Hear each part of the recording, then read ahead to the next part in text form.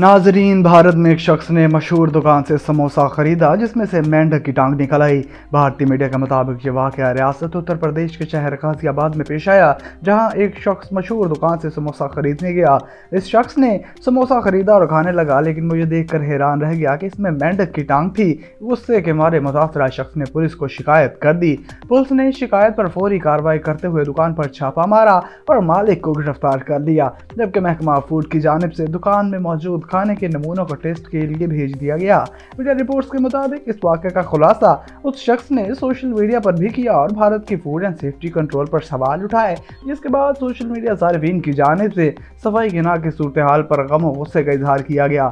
वाज़ेह रहे कि इससे कबल भी भारत में खानों से कभी लाल बेग, छिपकली जैसे कीड़े निकलने के वाक़यात रिपोर्ट हो चुके हैं।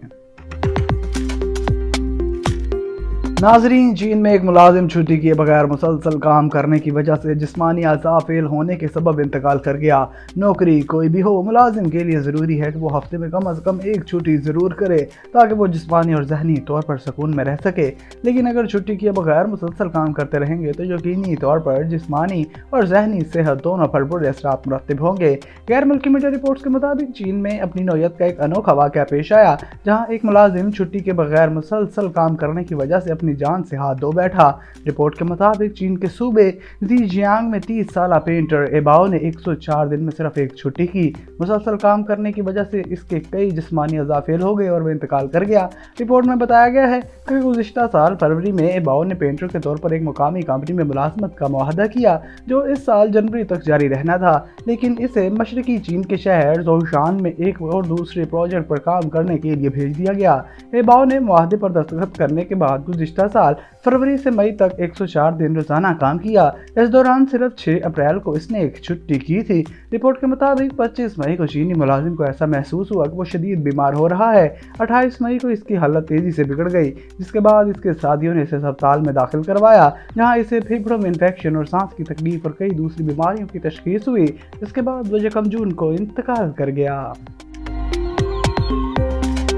नाजरीन, वैसे तो दफातर में किसी बिल्ली का होना हैरान को नहीं होता, मगर इन्हें कंपनी का मुलाजिम ही बना लेना ज़रूर तंग कर देता है। जी हाँ, वाकई जापान में एक कंपनी ने मुतअद्दिद बिल्लियों को मुलाजमत पर रखा हुआ है। 10 बिल्लियाँ इस कंपनी के लिए काम कर रही हैं। इनमें से ज़्यादातर कुल वक्ती मुलाजिम है और कंपनी ने दफ्तर की तज़ीन नौ इस तरह की है कि बिल्लियों को वहाँ रहने में मसाइल का सामना ना हो। इस दफ्तर में 21 इंसान भी मुलाजमत करते हैं जो बिल्लियों के साथ काम करना पसंद करते हैं। 2020 में ये कंपनी एक 4 मंजिला दफ्तर में मुंतकिल हुई तो वो अपने अहम तरीन मुलाजमीन को भूली नहीं। कंपनी की जानिब से दूसरी और तीसरी मंजिल की तज़ीन व आराइश की गई ताकि बिल्लियां वहां आसानी से रह सकें। बिल्लियों के लिए 12 टॉयलेट्स और दीगर चीज़ों को नस्ब किया गया, जबकि दीवारों पर ऐसा पेंट किया गया जो बिल्लियों के पंजे मारने से खराब न हो। इस दफ्तर में बिल्लियों के पास मुख्तलिफ ओहदे जैसे चीफ क्लर्क, ऑडिटर और चेयर कैट मौजूद हैं।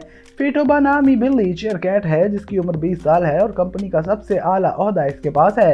यहाँ तक कि सब इंसान भी इसके मातहत हैं। वहाँ काम करने वाली 8 बिल्लियाँ तो हर वक्त दफ्तर में मौजूद होती हैं, जबकि 2 बाकी एक मुलाजिम के घर में क़याम पजीर हैं। वहाँ काम करने वाले अफराद ये तस्लीम करते हैं कि बिल्लियाँ उनके कामों में मुदाखलत करती हैं, मगर वो इसका खैर मकदम करते हैं क्योंकि इससे इन्हें वक्फा लेने का मौका मिलता है। इन्होंने बताया कि बिल्लियाँ लोगों के बाहमी ताल्लुकात बेहतर बनाने में भी मदद फराहम करती हैं, जिसके जवाब में वो बिल्लियों की सफाई और खुराक का ख्याल रखते हैं।